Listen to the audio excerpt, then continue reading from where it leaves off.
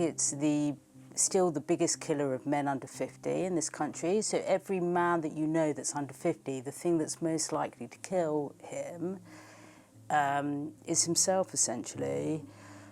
Coming up on British Thought Leaders, Dr. Susie Bennett on the biggest danger to most British men, suicide. I really want some urgency around this, like politically, socially, culturally. Susie says suicide is one of many disadvantages men face in our society. The stats are there in terms of like male homeless populations, prison populations, substance abuse, what's happening to boys falling behind at school, the male suicide rates. There are so many social issues where the statistics are telling us men are being really harmed. And that our lack of empathy towards men is causing real harm.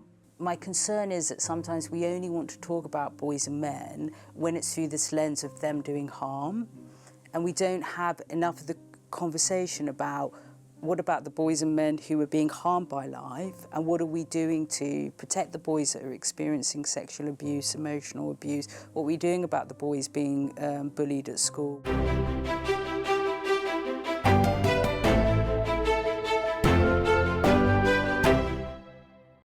Welcome to British Thought Leaders. I'm Lee Hall.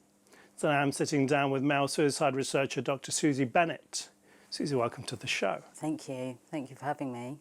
So I thought male suicide is this kind of issue that is not getting the attention it deserves. Could you give us an introduction and help us understand the scale of the problem? So in the last year's suicide statistics that we've had, 3/4 of all deaths by suicide were male. And that gender dimension, whereby we see more men dying by suicide than other genders, is pretty consistent in almost every country of the world. And in the UK, we started recording statistics on suicide in 1861. And basically for every year since 1861 up until now, there's been more male deaths recorded. And I think it's still the biggest killer of men under 50 in this country. So every man that you know that's under 50, the thing that's most likely to kill him is himself, essentially. And I find that very troubling. The reality of that is, of course, incredibly distressing, but the lack of kind of collective response and concern about what is happening, therefore, to men. Clearly there's something about the male experience that is elevating men's risk in terms of dying by suicide. And I agree with you that there's a sort of troubling lack of urgency around wanting to understand what is happening and what can we collectively do differently to enable more men to have more fulfilling and peaceful lives. So you've been researching this for a while. What are the main drivers behind these high rates? It's always, I mean, it's an absolutely obvious question, and it's a kind of difficult one to respond to without going into great sort of length, I suppose, because of all the sort of repertoire of behaviours that humans do. Suicide is one of the most complicated in terms of all the factors that go into bringing somebody to a point where they feel like they don't want to be in existence anymore. So there's an incredibly complicated sort of number of factors that go into it. And I think historically we've kind of looked at the problem of suicide as a mental health issue residing in the body and brain of the individual. So it's something that's happening inside of you that's a sort of medical issue. And of course there's some reality to that. When the person in pain is the person in pain, it's an experience that's happening inside of them, but the factors that have contributed to that internal state of pain reside in the worlds in which we inhabit, in terms of what happened to you as a child, what kind of environment did you grow up in, what kind of caregiving did you receive, what happened to you at school, were you able to make friends, did you academically thrive or struggle, what was going on in your community, like socioeconomic factors, other aspects of your identity that are culturally discriminated against. All these different factors can contribute to, you know, somebody's suicide risk.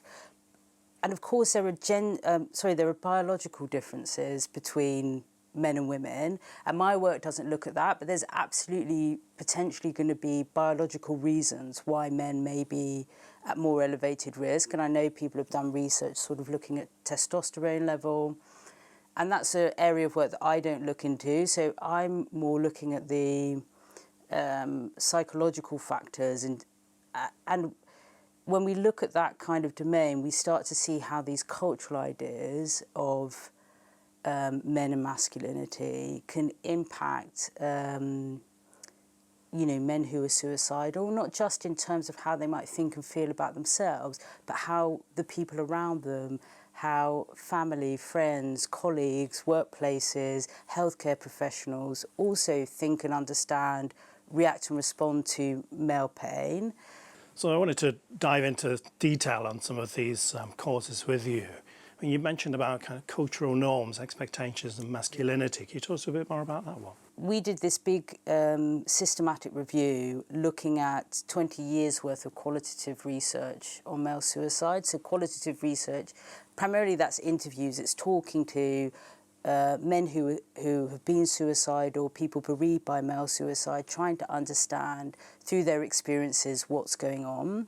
So we looked at 20 years worth of studies on male suicide, and across 20 years we only found 78 papers. So just going back to our earlier point about this lack of research, every year there are thousands of papers being published on suicide. So for us to have searched across 20 years and have only found 78 studies looking specifically at suicide in men kind of tells us something about the lack of research that's gone into this. But even so, 78 was a good number for us to sort of explore them for common themes in terms of risk factors and recovery factors. And in 96% of these papers, we saw evidence of these cultural norms potentially impacting men who are suicidal, and that they seem to impact them in three kind of critical domains. The first was around men's relationship with their emotions, and here, norms of male emotional suppression, how that then impacted, first of all, some men's ability to identify for themselves what they're feeling, what their emotional experience is, as well as then kind of impacting their ability to, or the permission that they felt to express that to other people. And then we see these norms of emotional suppression also then impacting men's relationship in terms of help seeking, feeling like going to get help is a sign of weakness for some men. We actually see more evidence in our work of men who've gone to get help and had negative experiences. And here we see how the way in which we're all socialised in these norms of masculinity can impact us. So we've seen evidence of men saying that they've gone to see a health professional to get support, and because they've expressed their distress in very matter-of-fact, pragmatic ways, the health professionals not read them as a person in crisis because they're used to, or we've been socialised to have this idea that distress manifests in kind of like big expressions, big feelings, big emotions. Yeah, crying or something. Exactly. And if a man is not presenting in that way, then he can be assumed to not, there can be occasions when he's assumed to not be in crisis, even though he is.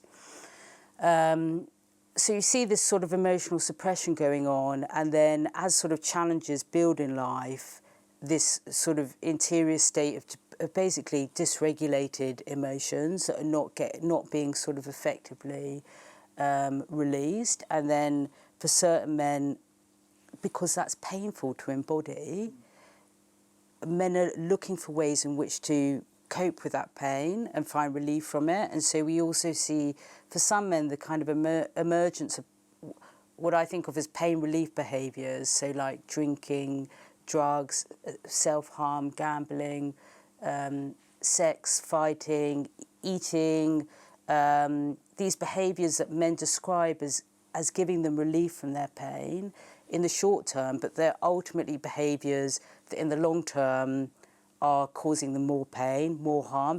The second area we see is around how these cultural norms impact men's relationships with themselves. So how individual men think and feel about themselves as men, as people in the world. And this, for me, Lee, was really, really powerful as a woman studying this topic.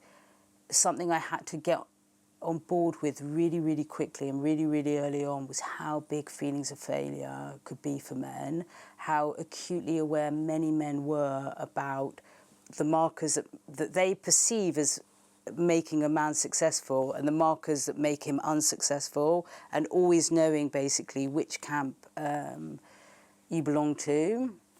And so when we saw this, when we did this synthesis, we saw lots of evidence of men basically feeling like they were failing in areas of life that they feel men should be successful, whether that was in work, financially, providing for the family, relationships, keeping your partner happy, having a mental health problem, how that seemed to make them feel like they were failures.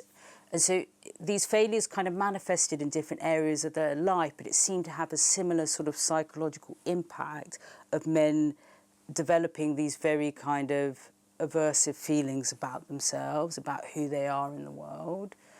And then the sort of third area in which we see these cultural norms impacting men is in terms of their relationships with other people, and how these cultural norms can kind of diminish the space in which some men can build meaningful connection with other people. If you are being socialised in these ideas of like suppressing your emotions, of being independent, of being self-reliant, I'm not saying there aren't valuable aspects to those ideas, but taken to an extreme, it can narrow the space that you have in which to meaningfully connect to other people.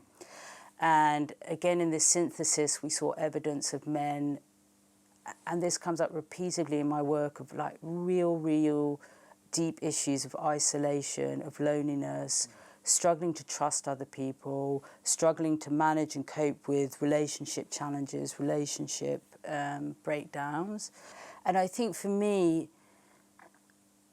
it's been so personally kind of heartbreaking to understand the violence of these cultural norms for some men. Now, of course, I study a specific group of men. I study and work with a group of men who are suicidal. I'm not saying this is the experience for every man in society, but the group of men that I've been really privileged to work alongside, understanding how much violence they've had to endure, not just in the things that have happened in their life, but also as a culture and society, in terms of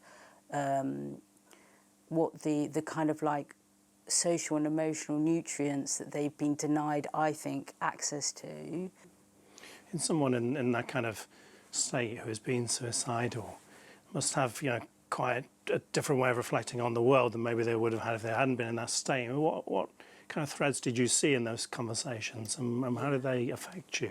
They affected me profoundly. It's really interesting. Like, obviously, I've spoken already about these cultural norms of men's emotions and how that can lead to this sort of emotional suppression for men. And we've done other studies looking at men's kind of help-seeking behaviours, and certain men saying, I don't want to go for I would like help, but I don't want to go for help because I don't think I have the psychological kind of tools to make use of the help. I don't know how to put my feelings into words, and so on. And so there is a reality to that, those emotional challenges and the consequences of sort of this cultural emotional suppression. At the same time, in my experience, having spoken at this point to hundreds of men who are suicidal, is that when you give them a time and space that's a compassionate space, that's interested in wanting to know authentically their experience, then I found men who were suicidal to be incredibly emotionally insightful about their not just about their experience, but about life itself, and incredible kind of deep moving kind of wisdom around what makes life meaningful, because essentially the things that men who are suicidal are kind of yearning for me, are the things that make life this bewildering thing that we're all, participating in. They're the things that make life meaningful, that make it worthwhile. I don't speak to men who are suicidal who say to me, I wish I had, more cars or more gadgets or more, of these sort of material things. The things that they're craving for is that deep kind of connection and intimacy, a feeling of belonging, a feeling of purpose, a feeling of being seen, a feeling of being of service. And so all the time you're sort of being reminded on a personal level kind of what makes life meaningful. But those conversations have been kind of really extraordinary. And also, Lee, it's like my brain's gone through a car wash in terms of my understanding of what the male experience has been like, because I've also spoken to so many men who've shared experiences of trauma, of abuse, domestic abuse, childhood abuse, struggles with isolation, parental alienation, all these kind of body image issues, all these things that before I did this work, I wasn't necessarily dialed into the sort of complex reality of what it is to, as it is to be any human being. And I think in some ways there is this danger that we have in society, I think, of not appreciating men in their full humanity. There's this very interesting theory by two psychologists called Seeger and Barry, which is called gamma bias theory. And it's this idea that your empathy is socialised. So how we're raised and the ideas that we're brought up in shapes how our empathy kind of responds to things. And their hypothesis is that the societies and cultures that we live in make it more likely for us to see men as privileged and powerful than to see men as, struggling with things or having difficulties or less access to things, or we're more likely to see men as doing harm than we are as men being harmed by life. And I think that there's an incredible kind of danger in those sorts of assumptions. It erases and makes invisible so many men's pain. Is having a stable childhood, a positive childhood, a big driver in making men suicidal as they get older? So we've been doing a series of studies at the moment looking at the relationship between childhood challenges and their impact on men who are suicidal.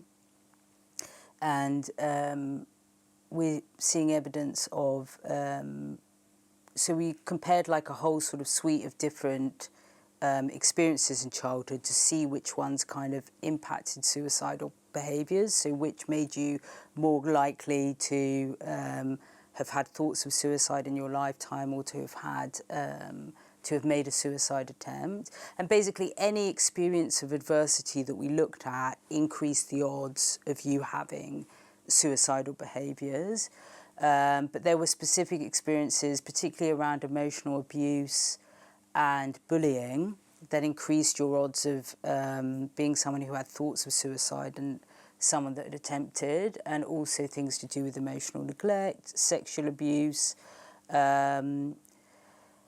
And again, when we start to think of these specific experiences and then factor in also the impact of these cultural norms of masculinity as well. So if we think about what it is for a boy raised in an environment where there's an emotional abuse or emotional neglect, and then think about what happens to that boy who's then socialised in a culture which arguably emotionally abuses and neglects him again by telling him there's certain feelings we don't want to hear about. And I think that when we think about childhood adversity in terms of male suicide, it's really important to think about that potential double jeopardy for men and boys who experience distressing things in childhood, who then are socialised in these norms of masculinity to sort of suppress and deny that pain. Where does that distress that they've endured in childhood sort of ever find meaningful release? So for me, it's an area of work that I think is incredibly important, and one that I find sort of challenging at the moment in terms of, I know there's a sort of big explosion at the moment in terms of adolescence coming out and a big conversation around boyhood and, you know, and I'm not saying that, of course, there's an important conversation that we need to have about what boys are accessing and what they're, and, you know, violence towards women and girls. But my concern is that sometimes we only want to talk about boys and men when it's through this lens of them doing harm. And we don't have enough of the conversation about what about the boys and men who are being harmed by life, and what are we doing to protect the boys that are experiencing sexual abuse, emotional abuse? What are we doing about the boys being bullied at school? What protections, safeguarding, care, compassion are we showing, you know, for them? It seems society's attitude towards mental health, particularly male mental health, is changing. It's now a thing we can actually talk about. Is that making a difference? I think so, Lee. There's so many beautiful things happening up and down this country by ordinary people, often men, who are like taking action. Like, there's so many beautiful peer support groups, community interventions, things like Andy's Club, Talk Club. There's men's sheds, there's men's pie clubs. I've heard of men doing ferret walking together, cold water swimming, iron marathons.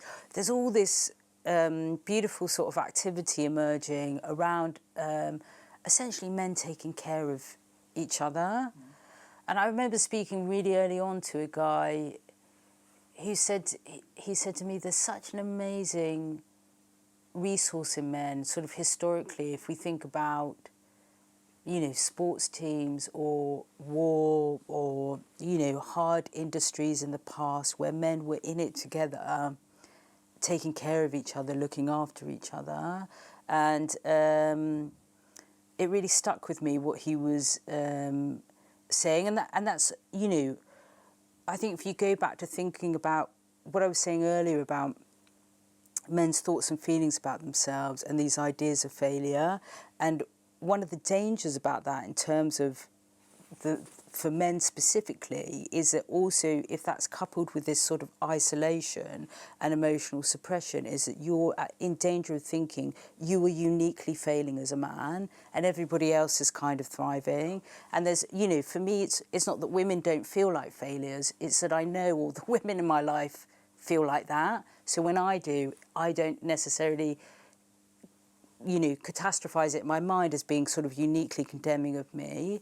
So I think that there's these peer groups, spaces for men to gather and share and talk about the things that they want to talk about, to normalise struggles, to access like hope-imbued role models. If you can speak to another man who's made a suicide attempt, who's now doing, you know, finding peace in his life and being able to make changes, then that gives you a kind of encouragement and a support and a hope that I don't think, you know, can be necessarily, you know, the importance of that is so, so huge.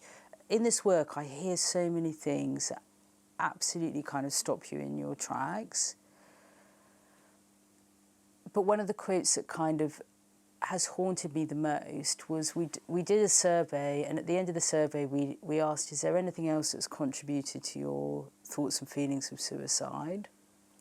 And this I think he was 29 years old, and he'd had thoughts of suicide since he was 16, and he was still having them every 3 days now. And he said, in response to this question, what else has contributed to your thoughts and feelings of suicide? And he said, when does society decide that the boy deserving of love, care and protection is now a man and no longer deserving of any. And for me, Lee, like, I really had to, like, sit with that quote, because it kind of just, like, rattled around my brain. I'd fully agree with that quote. That's Right. very real. Yeah. Yeah. And I think that for me as a woman, it was difficult for me to accept it in a way. I think, like, but when I sat with it, I couldn't deny that something in my compassion shifts when I think of a boy to when I think of a man. It doesn't anymore because of the work that I do. And, you know, like I say, I've been through a car wash now and I see the world in a very, very different way. But I think, you know, if we really want to make a meaningful difference on male suicide, that's the work that each one of us has to do in terms of understanding how the sort of muscle of compassion, I think, is restricted, not always intentionally. I think we don't always know the way in which these gender biases and norms are constraining that, but that muscle of compassion is at times restricted. And until we can start to dissolve those constrictions and let it expand fully, then I think there's always going to be a sort of big challenge that we have in terms of really meaningfully tackling it. But it's interesting for me to hear that quote, like, instantly resonates with you and you feel that. Do you think healthcare professionals are aware enough or informed enough or even kind of trained enough to deal with what's happening with male suicide? I think it's a massive problem, Lee. But we did a survey recently with 180 health professionals, and I think it was 96% had never had any training in male suicide. So if we go back to thinking the biggest thing that's going to kill any man under 50 in this country is suicide, and you've got such a huge potential number of healthcare professionals who've been untrained in how to you know, work effectively and understand male suicide kind of deeply. And my heart goes out to those health professionals as well, who are then also being, you know, carrying that sort of responsibility of trying to keep people or trying to support people through incredibly sort of difficult crises without being given the sort of sufficient support and training to do it. So yeah, we have a huge kind of problem around that, and that's one of the things that we're sort of trying to look into at the moment, of how do we you know, develop trainings. And I've had, you know, a lot of the healthcare professionals that I've spoken to are desperate for it. They really, really want it. But, you know, it's a funding challenge as well. Like, we kind of know the training that we would like to offer, but it's, you know, then finding the money and resources to be able to create it. On the political front, do you think this topic gets the attention it deserves from politicians, and what changes would you like to see? For me, it's this question of the sort of empathy gap that we have in relation to men is really manifest in our thinking around having a minister for men. Like, I'm desperate for it. I'm absolutely desperate for it. I need a place politically where I can go with my work and say, this is what's happening, this is what I'm hearing, these are the problems, these are the solutions, what are we going to do about it politically? Because otherwise, to a certain extent, you're just being a tourist to trauma. You know, you're collecting all of this pain, and then, you know, where do I take it? What do I do with it? So for me, again, going back to what I said earlier, because of where I'm positioned and the work that I do, it's hard for me to stay calm, you know, when I hear the kind of response to even the suggestion of having a minister for men, kind of like how much of a pushback there was, you know, around that. And, you know, we know that the stats are there in terms of like male homeless populations, prison populations, substance abuse, what's happening to boys falling behind at school, the male suicide rates. There are so many social issues where the statistics are telling us men are being really harmed. You know, there needs to be some more kind of direct action around this. So yeah, for me, politically, it's not acceptable, Lee. There needs to be some, and that, you know, I know that there are the men's health strategy is happening now, and there are things changing, but there are, you know, I want to see some more moral courage around, you know, speaking out on, you know, just what the reality is, Lee, that there are huge numbers of men in tremendous pain in our society, really struggling, really being harmed by life, and they deserve some support. I mean, that, even saying that aloud, hearing that out of my mouth, like, why is that? I don't understand how that is a controversial thing to. That shouldn't be controversial. It's insane to me that that's controversial. So, and that's what I mean, going back into this, the root of the problem in a way is the way that this empathy is being constrained. And until that becomes a non-controversial thing to say, and we just respond with our humanity, as we would, you know, I would want somebody to respond if that was me, and go, yes, of course, what can we do? You know, it's a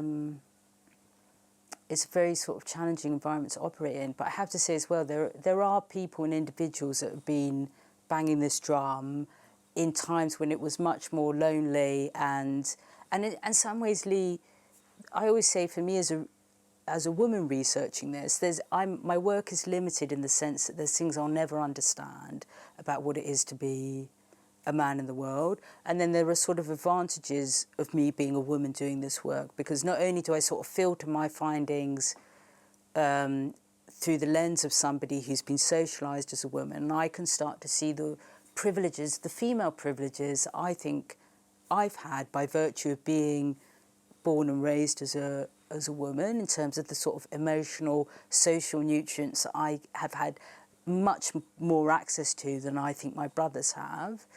But the other thing is that I think that I can say things in rooms to people that would be more difficult for a male researcher to say to people in the room and be heard. And I think that that is not okay. And again, until that shifts, our progress on this issue is going to be limited. So finally, I mean, there's obviously a lot of factors involved in this, and there's not one thing that could really fix things. But based on all the research and conversations you've had, I mean, what do you feel are like the three key things that would actually make a real difference? They could be anything at all. Yeah. What I would like to see develop is a really rich, diverse ecosystem of support and care for men, because men are incredibly diverse. Like, I've spoken to men who've had really positive experiences with medication, men who've had terrible experiences. The same with therapy, men who've had awful experiences, men who've said, I'm still alive because of the therapy that I've had. It's respecting the individuality of each man, and the tools that he personally finds effective in helping him to regulate his pain. And they might not look like the tools that I would use or that you would use, but if they are helping him and they're not causing harm, and that's what I mean about having this sort of rich, diverse, there's not a one-size-fits-all kind of solution to it. I think any kind of intervention that helps with those three notes of pain, so any kind of intervention, if we think about like the peer support, so something like Andy's Club or Talk Club, you've got this space where men can come together and talk to each other. Okay, well, that's helping with that note of connection with other people, because we're here as a group in sharing with one another. I'm getting to talk about the things that I'm struggling. I'm listening to other men struggle. It's normalising struggling. So that's starting to help me change those thoughts and feelings that I might have about myself and being a failure. And then in terms of emotions, there's so much sort of emotional sharing and emotional intimacy that I think can happen in those spaces. So for me, those kinds of interventions that are helping men kind of reconnect with those three kind of psychological domains are really, really important, and getting money and funding and resources for those kind of interventions to happen is really, really important. And then lastly, I think that every single human being can do that work to excavate the gender biases that they're carrying, and do that work to make sure that their muscle of compassion is not being constricted by those biases, so that they can then come, every time they're coming into contact with a man, they're able to meet that man in their full humanity as well, which I say respectfully, Lee, for the complexity of traumas that have happened in different people's lives that can also sort of constrain that muscle of compassion. But like I say, we are the architects of culture, of community, of connection. There's the sort of optimism that I have, I suppose, around suicide. If we think about other kind of health crises like cancer or heart disease, like we're at in terms of our cure and response, we're at the limit of what we know scientifically about what those sort of cures are for those things. But in some ways, the suicidal pain, I don't want to simplify what is incredibly a complicated thing, but one of the greatest medicines that we have is love, connection. That's medicine that you carry around every day. It's medicine I carry around every day, that we can be sort of sharing with one another. So I think really understanding our medicinal power in terms of the relationships that we build, the communities that we are building, the contribution that we're making with our lives in our societies, like how can we expand the medicinal power of that and make sure that men are included. And I also have to say, Lee, that there's so much research that we have still to do, and specific demographics of men. Like the suicide rate is high for men, it's almost double in disabled men. And as far as I know, there's been almost no research happening on that. So there's also real demographics of men that are in real trouble, that we and Lee, I really want some urgency around this, like politically, socially, culturally. I want some urgency around, there's so much research that we still need to do, so many questions that we still need to explore to really understand. And like I say, given the position that I occupy in terms of the work that I do, it's hard to stay calm. I want an army of people kind of responding to this in ways that whatever their sort of skills allow them to respond. And I also just want to take my hat off to, like I say, the incredible people up and down the country who are doing such, kind of beautiful things in their community. Susie Bennett, thanks for joining us. Thank you.